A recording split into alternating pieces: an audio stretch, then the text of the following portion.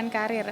Aku itu mulai masuk dunia entertainment sebenarnya pada saat aku masih SMP dan itu emang bukan apa ya, accidentally aja. Jadi kakakku itu dapat tawaran casting untuk iklan, terus aku nemenin, tapi ternyata aku juga ditawarin, terus akhirnya jadi mulai mencoba, terus sempat vakum juga beberapa tahun dan mulai aktif lagi sekitar kurang lebih 3 tahun, 3-4 tahun terakhir ini. Dan ya memang sebelumnya apa ya, aku mungkin dapat karakter yang menurut aku masih yang kayak aku aja gitu, misalnya jadi anak SMA, kuliah, atau dengan teman-teman. Dan ini pertama kalinya dapet project Ipara Dalam Maut di mana aku harus memerankan karakter Rani yang sangat-sangat menjadi public enemy ya sebenarnya. Dan di satu sisi bisa dapat project ini aku senang banget dan bersyukur banget bisa tergabung di sini. Tapi apa ya, perjalanannya itu nggak semulus itu. Awalnya aku sempat ada kepikiran untuk nggak ngambil, awalnya sempat ragu lah intinya untuk mengambil project ini gitu. Ya Karamo itu adalah marga dari Manado, papaku. Dan udah biasa sih kayaknya tiap ke tempat baru selalu ditanya siapanya Angel Karamoy gitu kan. Tapi ya mungkin kalau saudara jauh aku kurang paham, mungkin ada ya keturunan, tapi untuk dalam keluarga besar itu sejauh ini nggak pernah ketemu juga sih gitu. Jadi kayak ya itu cuma marga aja sih, mungkin sama. Tapi suka terganggu nggak kalau dikait-kaitin ini kamu adanya Anja Karamoy, gara-gara Karamoy gitu? Terganggu banget sih enggak, cuman kayak kebanyakan malah banyak orang-orang yang so tau aja. Mending kalau nanya, kalau ini kadang kayak lagi di make upin, Kak Angel apa kabar, aku kayak nggak tahu gitu. Jadi iya kadang udah mikirnya gitu, bahkan udah dia yang kayak oh ini itu adanya Angel Karamoy, langsung di gitu aku kayak oh bukan gitu. Terganggu berarti maksudnya karena orang Kadang kalau yang so tau aja sih, cuma kalau ditanya ya udah biasa sih. Dan aku sering klarifikasi juga tapi masih aja banyak yang nggak tahu iya gitu. nggak tahu. Tapi pengen nggak maksudnya lepas dari bayang-bayang itu? Aku mau Ya, dikenal dengan Davina iya Karamoy pastinya. emang gitu. Sebagai Davina Karamoy, jangan maksudnya ya sama siapapun lah, nggak harus menuju ke Kak Angel ya, maksudnya sama siapapun gitu. Lihat ini hijab emang di film aja atau gimana sih? Iya ini sebenarnya kalau project kedua aku berhijab. Sebelumnya aku juga pernah dapat karakter berhijab di series. Dan em, respon penonton sih sebenarnya pada positif banget, pada mendukung dan lain-lain. Dan emang kebetulan pada saat itu sebelumnya karakternya yang memang dicintai oleh penonton. Kalau sekarang kan berhijab tetapi di hate gitu sama para penonton gitulah. Kak menarik, mungkin boleh cerita nggak proses apa namanya untuk memeluk agama Islam? Waduh itu panjang banget lagi. Singkatnya Singkatnya aja ya. tahun Hmm, berapa waktu itu? Aduh, tahun berapa ya? Mungkin kalau dihitung sampai sekarang kurang lebih mau jalan 7 tahun. Jadi dari aku SMA, awal-awal SMA lah itu aku memeluk agama Islam. Dan proses aku sampai memeluk agama Islam jujur lumayan lama. Aku pun mencari pun enggak, cuman emang mungkin dikasih tahu ya udah hidayah. Ya aku juga udah pernah cerita sih, maksudnya banyak hal-hal yang mungkin kurang masuk akal tapi itu yang memang terjadi di aku. Dan emang dari awal pun aku nggak ada sedikit pun untuk mencari lah pada saat itu ya, untuk mencari kayak ini tuh Islam tuh gimana sih gitu-gitu, enggak. Cuman emang mungkin ditunjukin Allah tiba-tiba, contohnya kayak pas pertama kali wudhu. Ini aku masih Nasrani. Pada saat aku wudhu kok tiba-tiba kayak pas ngusap kepala kok keluar kayak kerikil gitu loh. Perasaan aku di kamar aja di rumah, kan nggak mungkin kotor ya. Dan itu pertama kalinya aku wudhu dalam hidup aku, dan aku masih memeluk agama sebelumnya. Dan itu di situ mulai selanjutnya mulai banyaklah hal-hal yang kayak doa aku kejabah. Aku baru ngafalin surat pendek kok tiba-tiba karir aku seminggu bisa dapat 2 project, yang mana biasanya aku bisa 6 bulan sekali dapat project. Iya. Dan itu emang doa yang aku panjatkan lah pada saat itu. Dan itu masih memeluk agama Kristen gitu. Banyak lah pokoknya. Jadi Kita kayak sembuh dari sakit tuh waktu itu ya? oh iya itu waktu itu aku panas sampai 41 dan emang nggak ada mood buat makan, lemas banget di kamar. Dan mama pada saat itu sudah muslim, ngasih aku surat Al-Isra. Koreksi ya, waktu itu aku salah. Al-Isra ayat 43 sampai 47. Itu mama aku bilang itu surat benteng. Dan aku kan yang belum bisa ngaji ya, orang masih masih belum beragama Islam gitu. Dan aku baca Latinnya, setelah itu gak lama bener-bener panas aku turun drastis. Aku nggak minum obat sama sekali, turun drastis dan langsung bisa makan, langsung bisa balik lagi. Di situ aku mikir pada saat itu ya, kayak kok manjur ya, padahal aku cuma baca, yakinin pun enggak, bener-bener cuma baca aja ya Bismillah bla bla bla bla, tapi kok kalau di sini kok aku tiba-tiba manjur, itulah pokoknya. Dan mulai dari situ jadi mulai tertarik, jadi mencoba untuk belajar sholat, tapi masih di agama sebelum belajar sholat. Terus mama aku bilang iya hafalin surat-surat kecil aja kayak Al-Ikhlas, Al-Falaq, Anas. Dan aku baru ngafalin 3 surat itu sama Al-Fatihah ya pastinya. Tiba-tiba dalam seminggu dapat 2 project dalam waktu yang bersamaan. Aku di situ kayak kok apa yang aku doa langsung didengar. Padahal aku belum memeluk ya, aku belum meyakini 100% gitu. Masih apakah ini benar jalan aku gitu, lagi mencari lah gitu. Dan ya akhirnya setelah beberapa kejadian, entah kenapa setelah memeluk aku merasa lebih tenang, merasa lebih yakin aja. Percaya ini ya namanya kepercayaan ya, memang harus dipercayain banget gitu. Emang yakin dan ya alhamdulillah bisa memeluk agama. Ya menurut aku ya, kalau makanan atau minum sebenarnya nggak ada gendernya sih. Jadi ya kalau aku personally aku kurang suka karena memang suka sakit perut. Tapi ya kalau untuk perempuan ya nggak ada masalah sih sebenarnya, karena makanan minuman kayaknya nggak ada ditujukan gendernya. Jadi ya no problem sih. Ya itu mungkin lebih ke pilihan masing-masing ya, apa emang prinsip hidupnya pengen jomblo, nggak pengen untuk menikah, apa karena trust issue dan lain-lain, ya itu ya diserahkan aja sih ke masing-masing. Tapi ya sebenarnya lebih kalau aku pribadi sih aku nggak kayak gitu. Aku pengen ya emang pengen berkeluarga, siapa sih nggak pengen berkeluarga kan. Dan emang kayaknya kalau Indonesia tidak menganut itu ya, malah anak ada yang 10, 8 gitu kan. Jadi ya kalau aku sih sebenarnya kurang setuju sih sama. Karena aku udah sempet-sempetin kayak ketemu banyak orang, ngobrol, jadi kayak mungkin banyak pemikiran-pemikiran yang kayak lebih terbuka, jadinya hati aku kayak Bismillahirrahmanirrahim, coba kali ya gitu. Kriterianya kayak gimana sih? Kemarin kan sempet beda agama juga. Kriteria sebenarnya kriteria selama kayak Bunda bilang kayak aman nak gas, sebenarnya itu sih inti utamanya. Dari Bunda yang utama ya? Pasti sih aku nggak mau repot ke depannya lah. Pokoknya aku lahir di dunia ini juga karena Bunda aku kan, karena Allah Subhanahu wa Ta'ala. Tapi mungkin ada pressure nggak sih Kak? Ada pressure nggak sih keluarga gitu memang? Pressure apa nih?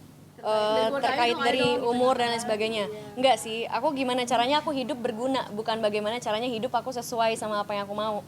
Aku udah dididiknya gitu kayak ya selama kamu hidup kamu harus berguna buat orang lain, itu goalsnya. Jadi sejak awal aku nggak naro apapun di kehidupan aku sih, kayak aku harus gini harus ini. Perbedaan agama kan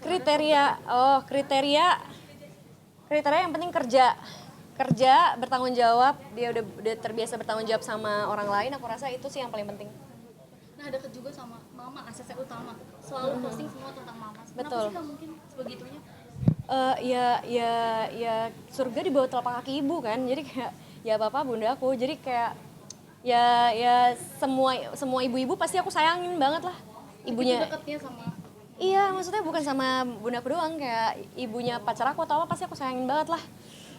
Kayak wajib gak sih kita sesama perempuan, apalagi mama kita sendiri, semua mama kayaknya aku sayangin deh. Tapi mungkin Kak kan banyak main film tentang percintaan gitu, segala macam. Tapi love life Kakak sendiri tuh maksudnya menggambarkan gak sih? Nah, nggak banget, jauh banget love life aku dari yang kayak film-film yang aku mainin ya. Orang-orang pada bilang kayak kisah cinta kita mah tidak seindah kisah cinta Michelle Judith. Salah, tidak seindah kisah cinta yang di film-film. Jadi aku lebih bilang gitu sih.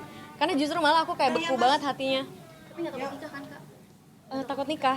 Aku gak banyak perselingkuhan kan sekarang gitu. Lebih kayak belum pikir ke arah sana, aku fokus aja sih gimana caranya aku berguna menjadi manusia. Masih enjoy ya Kak? Masih enjoy aja.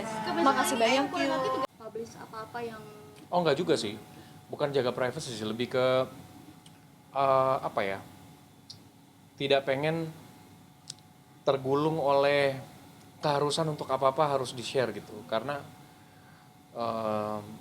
kalau saya lihat fenomena media sosial tuh banyak sekali orang-orang yang pada akhirnya, bahkan mereka-mereka yang bukan pekerjaannya sebagai influencer atau selebgram gitu ya, banyak sekali yang terjebak atau dalam gulungan ombak harus hadir terus di sosmed, padahal nggak harus. Yang lu harus hadir tuh di kehidupan nyata lu hadir nggak gitu. Jangan dikit-dikit lu posting tapi lu nya nggak menikmati momen itu gitu. Ada rules nggak sih rumah tangga sendiri mungkin Kak? Jangan posting apa-apa di sosial media, salah satunya mungkin atau Enggak sih, gimana? nggak ada. Kita kalau lagi pengen post ya post aja gitu, kalau enggak ya enggak gitu. Nggak ada rulesnya sih, nggak ada rulesnya, lebih kita ngelihat momen gitu. Kalau momennya menyenangkan terus sekiranya energinya juga bisa bikin orang lain senang, kita share. Tapi kalau enggak ya ngapain. Tapi apakah mungkin hal yang paling membahagiakan ketika menikah? eh Ya kita tahu bahwa kita akan selalu pulang ke tempat yang sama kemanapun pekerjaannya. Mau kerjanya dalam negeri, luar negeri, ujung-ujungnya pulang ke satu tempat yang sama. Itu sih. Tapi ada nggak hal-hal yang kayak pas pacaran tuh belum tahu, pas udah nikah baru kayak oh ternyata gini loh gitu. Nah pokoknya berumah tangga tuh buat saya jadi paham makna dari ternyata berkenalan tuh nggak berhenti sebatas lepas sudah menikah, karena ternyata mengenali karakter seseorang atau manusia itu bahkan kayaknya sampai kita udah nggak bernapas lagi ya, karena ya benar pas menikah ada hal-hal yang kok gue nggak tahu ya dia suka ini ya, kok gue nggak tahu ya dia ternyata hobinya ini ya, kayak banyak hal-hal yang mungkin dari pasangan kita juga nggak bermaksud untuk gak ceritain, tapi emang karena dianggapnya saking nggak pentingnya nggak diceritain, tapi kan itu jadi sesuatu yang kita belum tahu, tapi jadi lucu-lucuan aja, oh ternyata suka ini, suka Salah ini. satunya apa Kak? Bisa contoh? Salah satu contohnya kita menyukai makanan yang sama, dan itu sangat simpel sekali. Kita suka sekali sama telur dadar. Dan itu kayak baru sadarnya pas udah married gitu, pas oh suka ini ya udah gitu. Tapi nggak setiap hari makan telur dadar. Enggak juga sih ya. Kita tetap butuh gizi yang memadai sih. Suka masak juga nggak sih Kamita mungkin?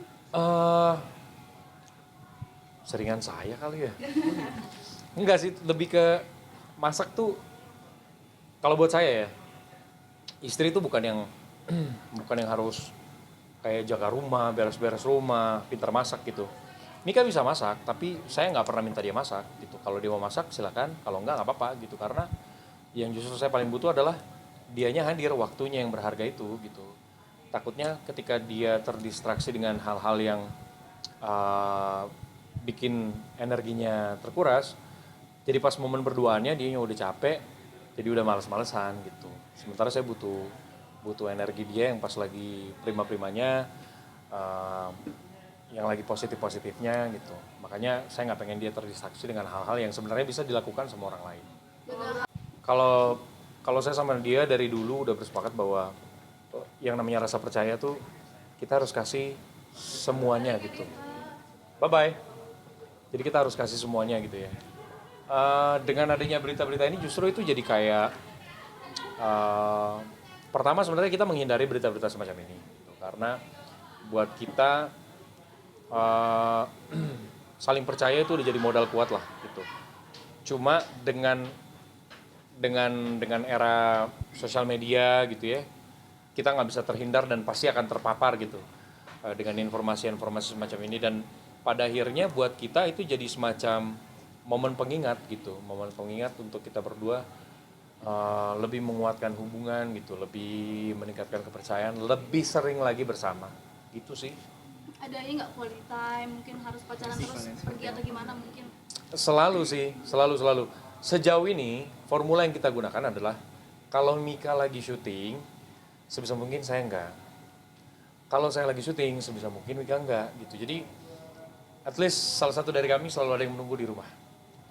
Jadi itu sejauh ini masih bisa dilakukan, tapi kita nggak tahu ya berapa tahun ke depan mungkin, atau mungkin dalam beberapa bulan ke depan ada waktu-waktu di mana ternyata proyek kita akan berjalan dengan waktu yang sama gitu. Ya nggak bisa dihindari, cuman sejauh ini formula itu yang kita pakai sih. Jadi kalaupun misalnya harus ada yang capek banget, ya itu cukup salah satu dari kita. Jadi yang satunya bisa tetap dalam posisi mengerti. Tapi pengen nggak Kak ada suatu proyek bareng sama istri gitu? Waktu itu udah pernah, cuman kita statusnya belum menikah sih. Waktu itu ada proyek bareng. Setelah menikah udah sering ada proyek bareng sih, tapi belum film ya, belum series. Lebih ke kayak kolaborasi di event-event fashion, lebih ke situ. Kak, untuk main film sendiri ada nggak sih rules di antara kalian? Mungkin kalau acting sama lawan jenis jangan terlalu berlebihan ya acting, atau gimana nggak sih rules bermain film? Eh, saya dan istri paham betul bahwa kita tuh suka sama kerjaan ini gitu ya. Dan kita juga nggak pengen ngambil untung dari pekerjaan ini terlepas dari bayaran yang memang kita sudah dapat gitu. Jadi maksudnya kita tidak pengen aji mumpung dengan hal-hal yang nggak penting gitu. Jadi itulah yang kesadaran itu akhirnya bikin kita paham bahwa ya kita akan seprofesional mungkin. Dan yang paling penting sih setiap sebelum syuting memang kita harus ngobrol. Misalnya kayak saya dapat project, saya selalu ngobrol, saya kasih tahu sinopsisnya, ceritanya, karakternya seperti apa. Begitu juga Mika. Jadi Izin nggak, Kak? bukan lebih izin sih ya, karena buat saya kalau dia minta izin tuh kesannya kayak saya ada membatasi dia untuk menjadi versi terbaik dirinya gitu. Begitupun saya juga lebih ke ngobrol aja, minta pendapat.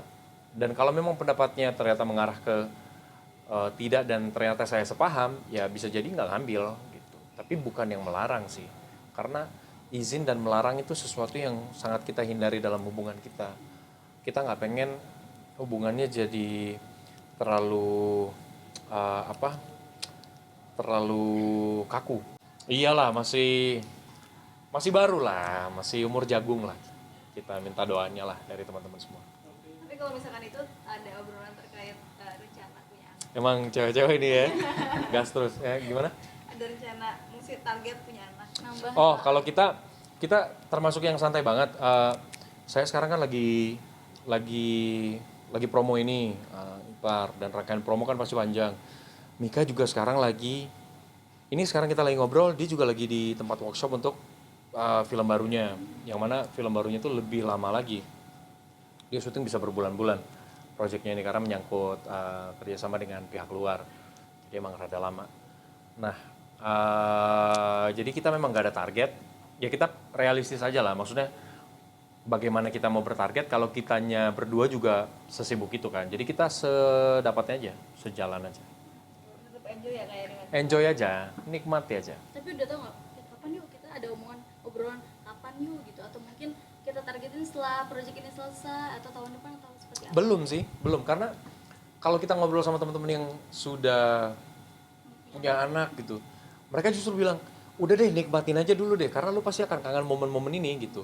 Momen-momen dimana jam tidur lu sehat gitu. Karena begitu lu udah punya baby, itu beda lagi. Jam tidur lu kebalik lah. Sekarang makanya dinikmatin aja, dan memang itu adalah prinsip yang kita pegang dari awal sih. Ya jalan aja sedikasihnya. Karena itu kan di luar kuasa kita ya. Deket juga sama anak kecil tadi, sama ini gimana, emang suka anak kecil kadang? Kalau dibilang suka anak kecil, suka banget ya. Saya tuh kalau misalnya lagi libur syuting, saya sama Mika sering ke rumah saudara kita, terus kita main sama ponakan-ponakan sih. Emang suka aja berinteraksi, karena mungkin di tempat kerja berinteraksinya sama orang-orang yang seumuran terus kan. Gitu. Jadi somehow berinteraksi dengan anak kecil itu kasih energi yang beda, pure, lebih murni gitu. Mereka kalau ngomong jujur apa adanya. Om kok hari ini kusut banget sih, misalnya kayak gitu kan. Jadi kayak itu sesuatu yang mungkin kita nggak dapat di tempat kerja karena orang semua basa-basi gitu. Nah, energi itu yang bikin saya jadi doyan dan suka banget main sama anak kecil. Ada nggak yang suatu ketika momen kayak pengen banget ya punya nih gitu? Pasti pas lihat lucu ya gitu. Punya yang lucu kayak gitu juga kayaknya lucu tuh gitu. Pasti ada. Cuman kita nggak muluk-muluk lah, tetap realistis.